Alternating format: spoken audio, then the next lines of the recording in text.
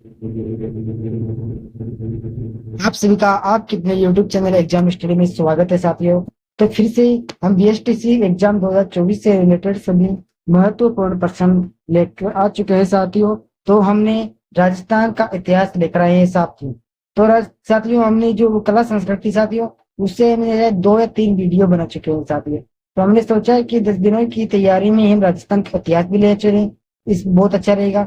इसलिए हमने सोचा कि राजस्थान का इतिहास लेकर चलते हुए साथियों, क्योंकि 10 दिनों में आपके मैं राजस्थान का इतिहास कंप्लीट करा दूंगा साथियों। क्योंकि राजस्थान का इतिहास बहुत लंबा चौड़ा है, इसलिए इसको बताने में आपको बहुत समय लग जाएगा साथियों। तो वीडियो को शुरू करते हैं। वीडियो शुरू करने से पहले मैं आपको बता दूं साथियों कि इस वीडियो में 40 प्रश्नों की प्रश्नोत्तरी रहने वाली है। क्लास संस्कृत कंप्लीट हो चुकी है, इतिहास बताने जा रहा हूँ और भूगोल भी आपके साथ लगभग लगभग कंप्लीट हो चुका है साथियों। मैंने बहुत सारे वीडियो बना चुके हैं, उससे रिलेटेड आपको भूगोल के प्रश्न आएंगे साथियों। तो इतिहास आज कंप्लीट करेंगे साथियों। तो फिर आपके 30 जून हो चुके हैं साथियों, यानी कि 30 जून को आपका पेपर रहने वाला बीएसटीसी का। और बहुत ही धमाकेदार तैयारी चल रही है साथियों, सभी यूट्यूब चैनलों पर इसकी तैयारी हो रही है साथियों। तो शुरू करते हैं वीडियो। वीडियो शुरू करने से पहले आप YouTube channel exam study subscribe करें और चैनल का बेल का आइकन जरूर दबाएं साथियों, ताकि जल्दी नोटिफिकेशन आप तक पहुंच जाए और आप बीएसटीसी से किसी भी वीडियो या प्रश्न का तक पहुंचने से न रुके साथियों। रोजाना शाम 5 बजे आपको इसी चैनल पर वीडियो मिल जाएंगे। वो भी साथी बहुत मेहनत कर रहा हूँ साथियों आपके लिए वीडियो बनाने के लिए। तो आज का हमारा पहला प्रश्न रहने वाला है साथियों कि राव जेतसी ने हराया था। जो राव जेतसी था उसने किसको हराया था? बाबर के पुत्र कामरान को। बाबर के पुत्र का क्या नाम था? कामरान था साथियों। और राव जेतसी ने बाबर के पुत्र कामरान को हरा दिया था साथियों। अगला प्रश्न है कि राजस्थान के एक राजा का दूसरे राजा से होने वाले पत्र व्यवहार को क्या कहा जाता था? पहले पहले के सन में राजस्थान के जो एक राजा से दूसरे राजा से होने वाले पत्र व्यवहार को साथियों खरीदता क्या जाता है, कि उसने उस राजा को खरीद लिया, उसे खरीदता कहा जाता था साथियों। खरीदता, खरीदता। अगला तीसरा प्रश्न है कि वेली किशन रुक्मणी री की रचना, यानी कि जो वेली किशन रुक्मणी साथियों वो किसकी रचना है साथियों? तो वो हो जाएगी पृथ्वीराज राठौड़ की रचनाएं वेली किशन रुक्मणी री। क्लियर है साथियों। अगला प्रश्न देखेंगे लाडनो कि गिरी सुमेल के युद्ध में बीकानेर के किस शासक ने शेरशाह की सहायता की थी? जो भी प्रश्न का गलत आंसर लगे मुझे कमेंट में बताना, ताकि मैं आपको सभी का सही आंसर बता सकूं साथियों। क्या है? गिरी सुमेल के युद्ध में बीकानेर के किस शासक ने शेरशाह की सहायता की थी? तो अगला इसका उत्तर रहने वाला है राव कल्याणमल। क्या रहने वाला है कि लाडलो? राव कल्याणमल हो जाएगा साथियों। अगला प्रश्न देखेंगे दोस्तों कि राजस्थान के निम्न में से कौन सी रियासत ब्रिटिश काल में मराठों एवं पिंडारी आक्रमण से बचे? विवरण देखेंगे राजस्थान के निम्न में से ऐसी कौन सी रियासत है साथियों जो ब्रिटिश काल में मराठों एवं पिंडारी आक्रमण से बच रही थी साथियों? तो बीकानेर एवं जैसलमेर, दो ऐसी रियासतें थी साथियों जो ब्रिटिश शासन और मराठों के पिंडारी आक्रमण से बची रही थी मेरे प्यारे साथियों। अगला प्रश्न देखेंगे दोस्तों, छठा नंबर का है कि बीकानेर के महाराजा राय सिंह को किस कृति में राजेंद्र कहा गया है? क्या है? कि बीकानेर के जो महाराजा राय सिंह के साथियों उसकी कृति में राजेंद्र कहा गया है। ये राजेंद्र इनके राजा कहा गया है साथियों। तो क्रमचंद्र वंशोत्कृतनमन व काव्य इसमें राजेंद्र कहा गया है साथियों राज सिंह को। क्लियर हुआ है दोस्तों। अगला प्रश्न है साथियों कि राजस्थान में मूर्ति कला का सुव्यवस्थित विकास किस काल में हुआ? तो ये हुआ था मौर्य काल में। सबसे ज्यादा आप मूर्ति काल में देखेंगे, मौर्य काल की मूर्तियां सबसे ज्यादा देखने को मिलेगी साथियों। चित्रकला उठाकर देख रहे हो 11वीं 12वीं की, इसमें आपको मौर्य काल की सबसे ज्यादा मूर्ति का व्यवस्थित मिलेगी साथियों, विकास हुआ था साथियों मौर्य काल में। अगला है कि स्वामी दयानंद सरस्वती द्वारा उदयपुर में स्थापित सामाजिक संस्था थी, उसका क्या नाम था? उसका नाम था परोपकारिणी सभा। क्या नाम था? परोपकारिणी सामाजिक संस्था उसका नाम था मेरे साथियों। अगला प्रश्न है कि अलवर के महाराजा राय सिंह का देहांत हुआ तो कब कहाँ पर हुआ था? अलवर के महाराजा जय सिंह का देहांत साथी पेरिस में, कहाँ पर? मुंबई में हुआ था साथियों। पेरिस कहाँ पर है? मुंबई में है साथियों। उनका देहांत पेरिस में हुआ था दोस्तों। अगला है कि पारसी इतिहासकारों ने असमत वाला शासक से कहा है? तो महाराणा प्रताप को कहा है। क्या है? पारसी इतिहासकारों ने हसमत वाला शासक महाराणा प्रताप को कहा है दोस्तों। क्लियर हुआ। बहुत ही खतरनाक योद्धा थे साथियों महाराणा प्रताप ही। अगला प्रश्न है कि सपादलक्ष के चौहान वंश का संस्थापक कौन था? क्या है? सपादलक्ष के चौहान वंश का संस्थापक कौन था साथियों? तो हो जाएगा वासुदेव चौहान। क्या हो जाएगा साथियों? वासुदेव चौहान। अगला प्रश्न है कि चौहानों का मूल स्थान माना जाता है कि क्या है? चौहानों का मूल स्थान किसको माना जाता है साथियों? तो हो जाएगा सपादलक्ष। क्या है? सपादलक्ष का चौहानों का मूल स्थान माना जाता है मेरे प्यारे साथियों। अगला है कि अल्लाउद्दीन खिलजी ने किस गुरु को जीतकर उसका नाम खैराबाद रखा?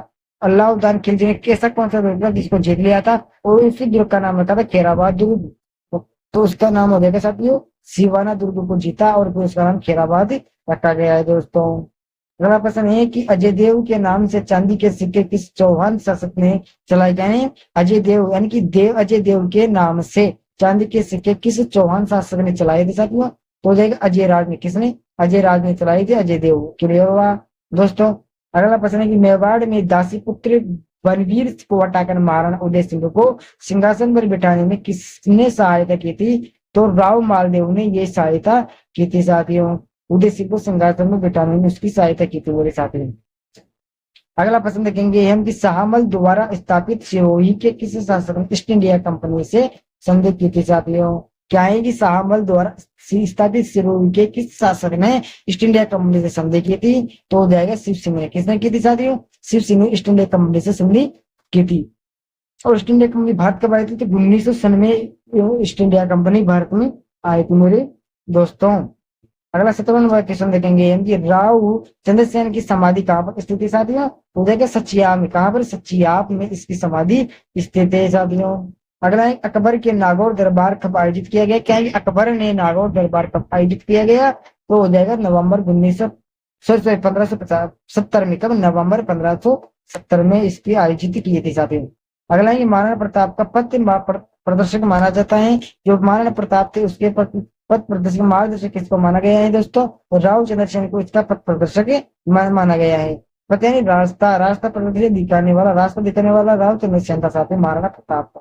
अगला प्रश्न है कि वह प्रथम राजपूत शासक जिसने अपने रणनीति में जरूरी के स्थान पर जंगल और पहाड़ी क्षेत्र को अधिक महत्व दिया था। तो हो जाएगा राव चंद्रसेन। कौन? राव चंद्रसेन महाराणा प्रताप को पथ प्रदर्शन दिखाने वाला। अगले 21वां प्रश्न है किस शासक की मृत्यु पर औरंगजेब ने कहा कि आज यानी कि धर्म विरोध का दरवाजा टूट गया?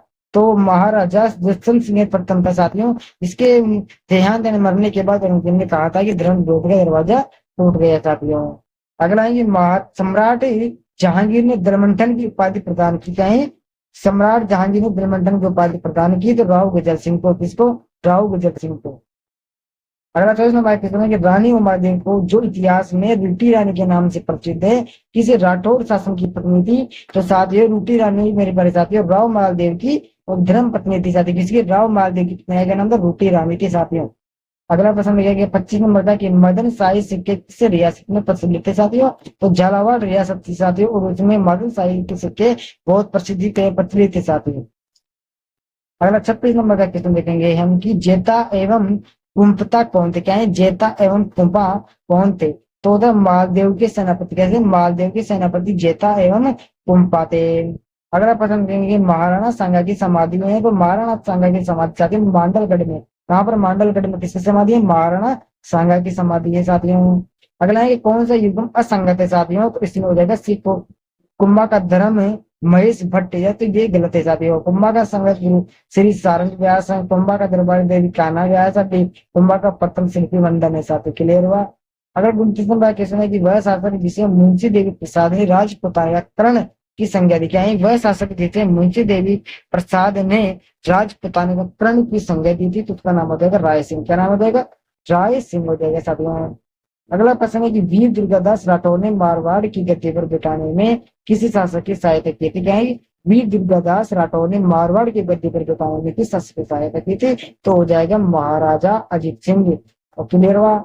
अगला 31 नंबर क्वेश्चन है कि आहड़ को अपनी राजधानी बनाई। तो आहड़ का साथी उसकी राजधानी किसने बनाया था? तो अलट ने। किसने? अलट ने आहड़ को अपनी राजधानी बनाया मेरे साथ।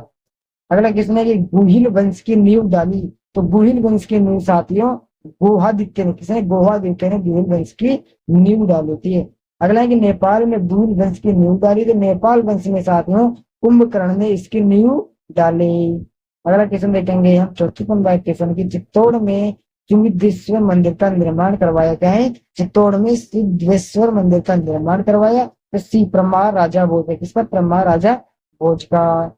अगला है कि चित्तौड़ के प्रथम झाकिम अलाउद्दीन खिलजी के साथ साहित्यकार थे। तो कौन थे? तो साथ ही हो जाएगा अमीर खुसरो। चित्तौड़ के प्रथम झाकिम अलाउद्दीन खिलजी के साथ साहित्यकार अमीर खुसरो के साथ आपने नाम सुना होगा।